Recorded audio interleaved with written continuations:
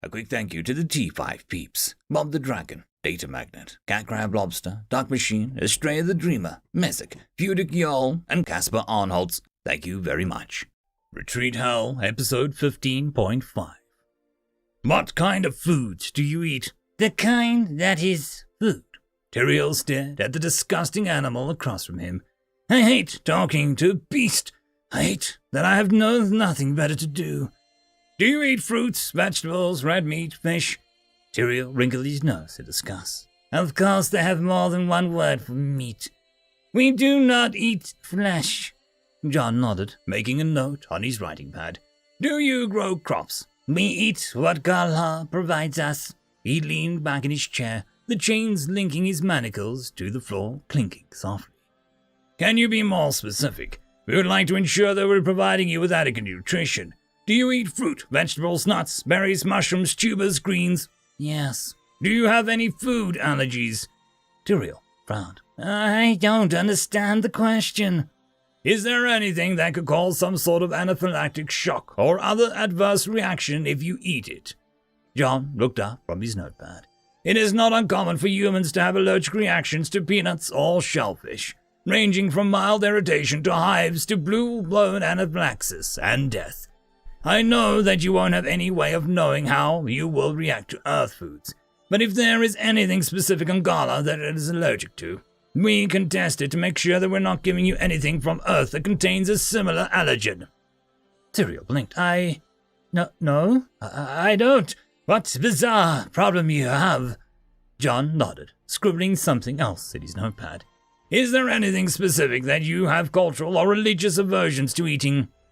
Tyrael raised an eyebrow to him. I do not understand the question. John set his pen down, meeting Tyrael's eyes. We want to respect your beliefs as much as we can. There are some things that we won't be able to do, but making sure that we don't serve you anything that you have a cultural or religious taboo against eating is one thing that we can do to accommodate your further faith or culture. Such primitive, backward people. The only thing that we have an aversion to is eating flesh of creatures. We are not animals. With a nod, John made another note on his paper. What about products produced by animals, like milk or cheese? Tyrael gave a disgusted look. No. How do you normally prepare your food? He rolled his eyes and sneered down his nose at the human. You could not appreciate or even comprehend the range and variety of food that we create. John simply met his gaze. Can you give me some examples? His lips twitched slightly as he held the sneer. Tyrael kept his eyes locked with John's, and his contempt plain on his face. The human returned nothing but neutral curiosity, however, while Tyrael's eyes slowly narrowed. After a long moment of silence, he sighed dismissively, looking away. I doubt that you could come close to mimicking the appropriate seasoning and spices. Never mind correctly preparing anything but the most basic dishes. Do you cook anything, or do you have any other preparation methods? He rolled his eyes. Some fruits and vegetables are commonly eaten as they grow, or prepared without cooking. Others are served roasted, boiled, fried, sautéed, or prepared 1,000 other ways. Do you have a favorite food or dish? No. John set his pen down, folding his hands together and looking at Tyrael in the eye. Do you want to talk about last night? No. We want you to be comfortable here, but we can't allow you to have your blankets back if that is what you are going to do with them. Why did you try and hang yourself? Because I am held by animals. If that were the case, you would have tried to hang yourself with them the first night we gave them to you. John shook his head. Tyrael, you're much too smart to have taken this long to have come up with that idea. What prompted this? The boredom is intimidable. John picked up the pen and made a note in his pad. What would you normally do to occupy yourself? Silence sat between the two of them for a moment. Tyrael's lips twitched. I would enter the dreamscape. Is that like a daydream? Tyrael grunted, giving John a smirk full of disdain. It's hardly so primitive. And what makes it more advanced than a daydream? Comparing a flight of fancy to a dreamscape is like comparing a rock to a mountain. What is a dreamscape like? Whatever I wish it to be. limited by imagination and memory. Why can't you enter the dreamscape? Teriel leaned forward. What are you doing to block my mana?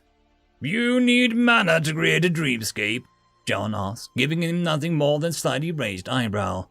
Teriel leaned back in his chair. Mana is the foundation of everything. John made another note of his tablet. What do you use the dreamscape for? For entertainment when surrounded by animals.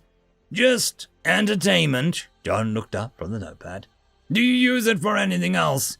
I use it to live in a world free of pestering animals. John wrote a long line on his notepad, then glanced at his watch. I am afraid that we're out of time for today. He closed the notepad and stood up. We will continue tomorrow. He turned and walked out of the room.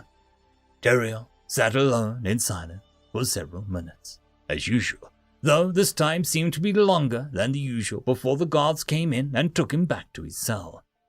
Returned to his single-room prison, Teriel sat down on a thin mattress atop his bed, crossing his legs underneath him, and sought to center himself. He had only just begun to fade out his awareness of his cell when the slat at the bottom of the door opened and a tray was slid inside. It wasn't just shoved through like usual, however, though the door slid shut with a normal vehemence. Unfolding his legs, Teriel stood and walked over to the tray. There was more food than his last meal, and unlike his previous meals, it was comprised of whole and sliced vegetables, or maybe fruits. I don't recognize any of these. Curious, he picked up the tray and was surprised to find some of the divided sections were warm. Mouth-watering to the prospect of actual cooked food, he quickly turned and sat down on his bunk and started picking through the meal. He was cautious at first, John's question about allergies on his mind, but quickly he tossed his caution aside. He was slowed only by the conflict of filling an underfed stomach and savoring the food with actual flavor. This is basic, a collection of food items, no proper dish.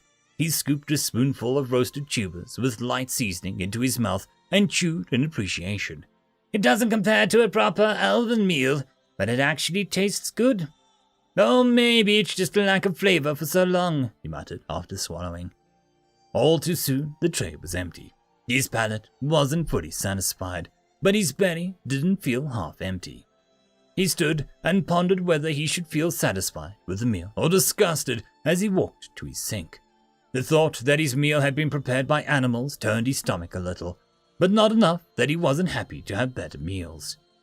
He turned on the sink and rinsed the food residue off the tray and utensils, and then drank his fill of water before walking over to the door. The bin had opened shortly after he picked up his meal, and closed moments after he returned this tray. He snorted, remembering the first time that had changed. He had scrambled to shove as much food down his own throat before screeching noise started, only for the bin to be left open for 5 minutes after he returned the tray. Returning to his bunk, Teriel sat down, folded his legs under him, and resumed his meditation. He still couldn't reach a dream state, and doubted that he would be able to find connection even if magic wasn't being suppressed. However, as he strained against the void of mana in his mind, he found something interesting. And what is this? The ambient mana of the universe was thoroughly suppressed. His greatest efforts to draw mana out so far had failed. But the suppression isn't absolute. Carefully, gently, he explored the faintest traint of magic slipped through whatever they have blocking it. It was not much, barely even a trickle, and it took him days of meditation to even find it. But it was there. Mana. Tamping down on his excitement, he delicately reached out and slowly began to siphon off and collect what he could, storing it away. It was not enough to do anything with.